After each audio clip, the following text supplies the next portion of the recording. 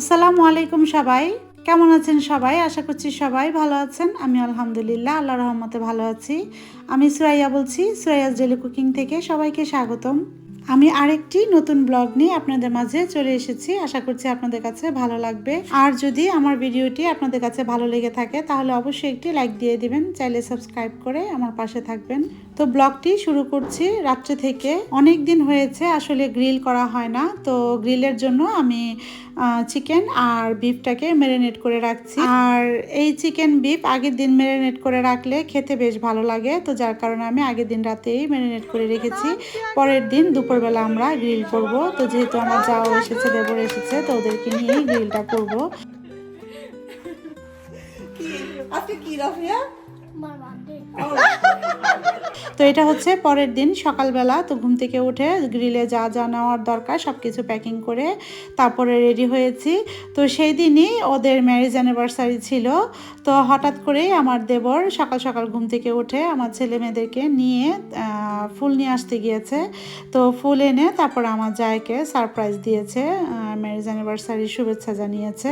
ভালোই লেগেছে সেদিন ম্যারেজ অ্যানিভার্সারি, যেহেতু আমরা বাহিরে গ্রিল করব, তো এটার জন্য একটা অন্যরকম আনন্দই আসলে লাগবে। তো সেদিন ছুটির দিন ছিল, কোনো মার্কেটও খোলা ছিল না, তো যার কারণে আসলে কেক কিনতে পারিনি। আর মার্কেট থেকে কেক কিনলে কেক আসলে হালাল হয় না, ওটার মধ্যে অ্যালকোহল থাকে। তো অর্ডার দিয়ে কেক বানালে তো ওরা অ্যালকোহল ফ্রি কেক বানিয়ে দেয়। ওটা আবার বলতে হয় অর্ডার দিতে গেলে, তখন ওরা ওইভাবেই কেকটা বানিয়ে দেয়। তো যার কারণে আর কিছু নেওয়া হয়নি। তো আমাদের বাসার সামনে বার খোলা ছিল, তো বারের মধ্যে কিছু মিষ্টি জিনিস কিনে তারপর আমরা নিয়েছি। ওখানে গিয়ে আসলে সবাই একটু মিষ্টি মুখ করব। তো এই তো আমরা রওনা হয়ে গেলাম গ্রিলের জন্য। তো গ্রিলটা আমরা বিদর করব, তো যেখানে আমাদের প্রতি সামারেই বেশিরভাগ এখানে গ্রিল করা হয়। ওখানে আসলে খোলামেলা জায়গা, অনেক গাছপালা আছে, তো ওখানে গ্রিল করতে ভালোই লাগে, আর অত রিস্কও থাকে না। আর অতিরিক্ত বেশি গরম পড়লে ওখানে গ্রিল করতে নিষেধ করে, যে অতিরিক্ত গরমে গ্রিল করা যায় না। তো আমাদের বাসা থেকে ওই জায়গাটা যেতে প্রায় 25 মিনিট লাগে। তো এই তো আমরা রওনা হয়ে গেলাম, তো খুব কাছাকাছি চলে এসেছি। সকালবেলা ঘুম থেকে উঠে তারপর ব্রেকফাস্ট করে সব জিনিসপত্র গুছিয়ে রেডি করে নিয়েছি।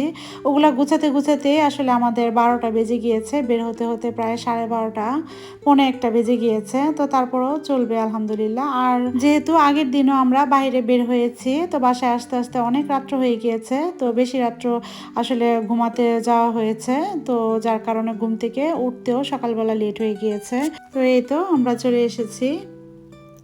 তো এখন গাড়ি পার্কিং করে তারপরে আমরা জায়গা খুঁজে নিব কোন জায়গাটা আমরা গ্রিলটা করব।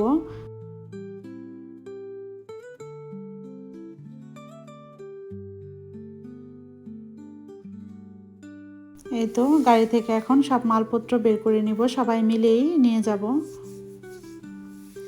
আর আসলে গ্রিলের একটা অনুষ্ঠান করতে গেলে অনেক জিনিসপত্র লাগে, দেখা যায় অনেক কিছু নিয়ে যেতে হয়, যেহেতু ওখানে খোলামেলা কিছুই নেই, সব কিছুই নিজেদেরই করতে হয়। এই তো একে একে সব কিছু আমরা বের করে নিচ্ছি, কয়লা থেকে শুরু করে সব কিছুই আমরা নিয়ে নিয়েছি।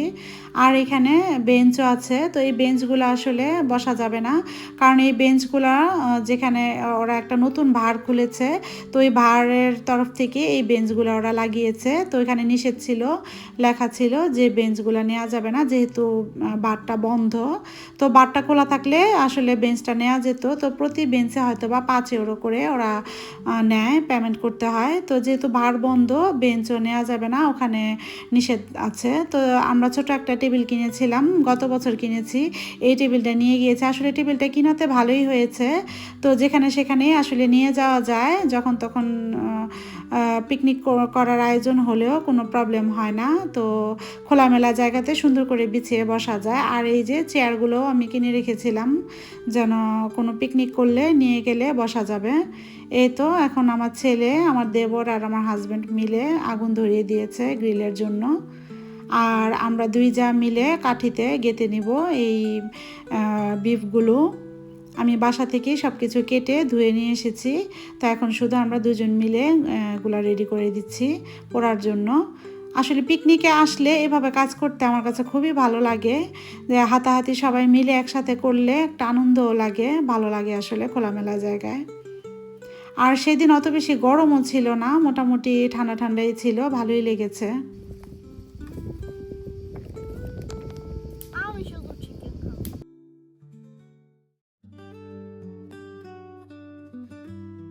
গ্রিলটা খেতে ভালোই লেগেছে। এই তো প্রথমে চিকেনগুলো দিয়ে দিচ্ছে।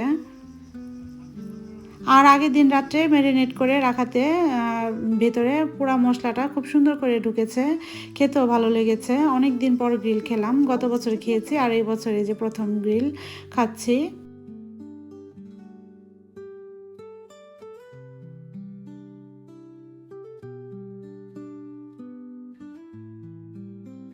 আর এই তো দেখুন খোলামেলা জায়গা, অনেক বছর আগে এই জায়গাগুলোতে বেশ পানি ছিল, আমাদের অত দূরে যেতে হয়নি, এখানেই পানি ছিল। তো অনেক দেখা গেছে হাত টাত ধোয়া থেকে শুরু করে সব কিছু এখানেই ধোয়া যেত। এখন অনেক বেশ দূরে পানি চলে গিয়েছে, পানি যত দিন যাচ্ছে তত শুকিয়ে যাচ্ছে পানি, লেকের পানিগুলো। আর লেকের পানিগুলো এত ঝকঝকে চকচকে, পানির ভেতরে কোনো ময়লা নেই আর প্রচুর ঠান্ডা পানি, দেখতেও ভালো লাগছিল। এই তো কথা বলতে বলতে চিকেনগুলো রেডি হয়ে গিয়েছে, এখন আমরা খেয়ে নিব গরম গরম। আর দেখে তো আমার আবারও খেতে ইচ্ছে করছে, দেখতে খুবই লোভনীয় লাগছে। আর যে ফুলটা আমার দেবর আমার যাকে গিফট করেছে সেই ফুলটাও আমরা সাথে করে নিয়ে এসেছি। ফুলটা যখন টেবিলে রেখেছি তখন দেখতেও সুন্দর লাগছিল।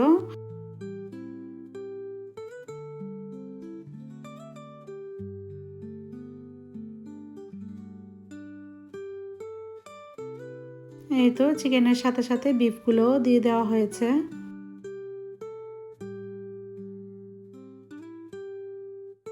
আর এবার সামারে আসলে আমাদের অত বেশি গ্রিল করা হয়নি, একবারই করা হয়েছে।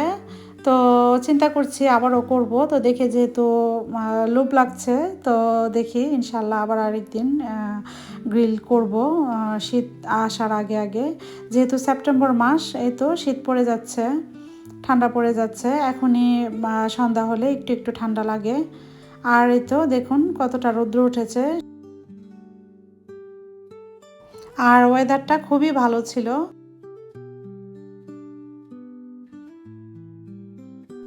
যে এই তো আমাদের রাফিয়া মনি পানিতে নামার জন্য বলছিল যে ও পানিতে নামবে, গোসল করবে।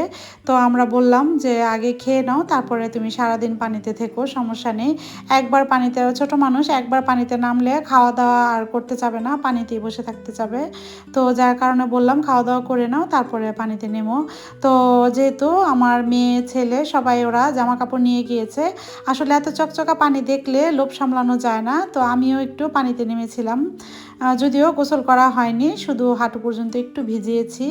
এই তো দেখুন কত পরিষ্কার পানি, দেখতে খুবই ভালো লাগছিল। আর আমরা একটা তরমুজ কিনে নিয়ে গিয়েছিলাম, তো তরমুজটা আসলে ফ্রিজে রাখার সময় করে উঠতে পারিনি, তো যার কারণে চিন্তা করলাম ওখানে নিয়ে পানিতে ভিজিয়ে রাখলে তরমুজটা বেশ ঠান্ডা হয়ে যাবে। তো আসলেই ওখানে পানিতে ভিজিয়ে রাখলে অনেক ঠান্ডা হয়ে যায়। তো ওখানে অনেকক্ষণ আমরা ভিজিয়ে রেখেছিলাম।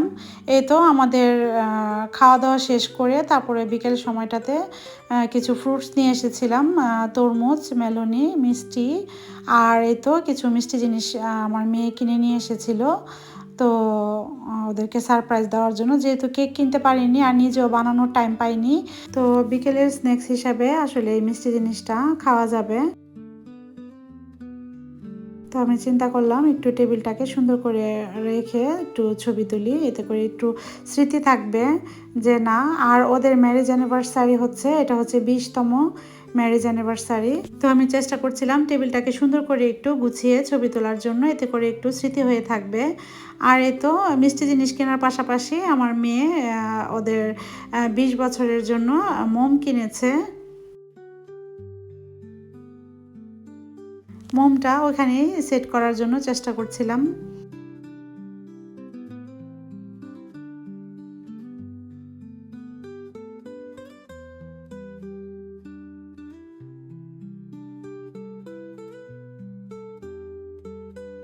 এই তো টেবিলটাকে সুন্দর করে গুছিয়ে নিয়েছি, সাথে ফুলটা থাকাতে বেশ সুন্দর লাগছিল। তো এতটুকু করা হচ্ছে আসলে একটু স্মৃতি থাকার জন্য আর বাচ্চাদেরকে একটু আনন্দ দেওয়ার জন্য।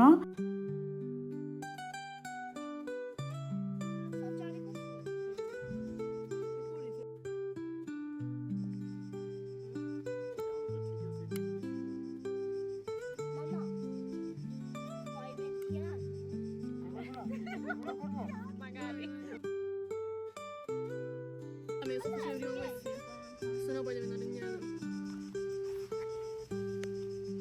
আর আমাদের ওইভাবে যেহেতু ম্যারেজ অ্যানিভার্সারি করা হয় না, তো নিজেরাই একটু আনন্দ করা হয়। তো নিজেরাই রান্নাবান্না করে আসলে একটু এনজয় করা হয় বাচ্চাদেরকে নিয়ে।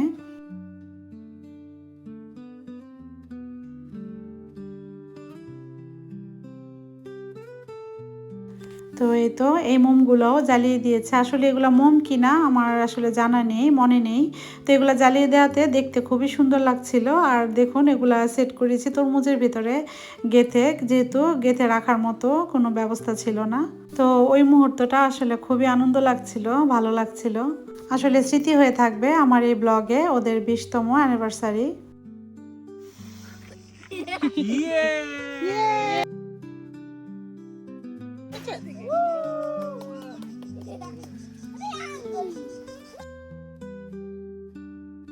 এই তো একে একে সবাই মিষ্টি মুখ করে নিচ্ছে।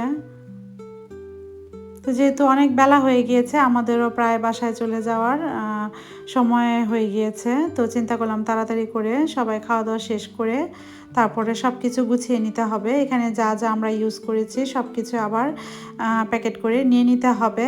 আর যে জায়গাটাতে আমরা করেছি সেই জায়গাটাও পরিষ্কার করে তারপরে রেখে আসতে হবে। আর ময়লা টয়লা যা কিছু আছে সব কিছু নিজেদেরই নিয়ে আসতে হয়, নিয়ে এসে তারপরে এগুলো ফেলতে হয়। এই তো আমরা সব কিছু গুছিয়ে তারপরে বাসায় চলে এসেছি। আর একটু তাড়াতাড়ি আমরা বাসায় চলে এসেছি, কারণ পরের দিন যেহেতু আমাদের খুব ভোর সকালে উঠতে হবে। আমরা একটু লং ড্রাইভে যাব। তো কোথায় যাব সেটা দেখার জন্য অবশ্যই আমার চ্যানেলে চোখ রাখবেন।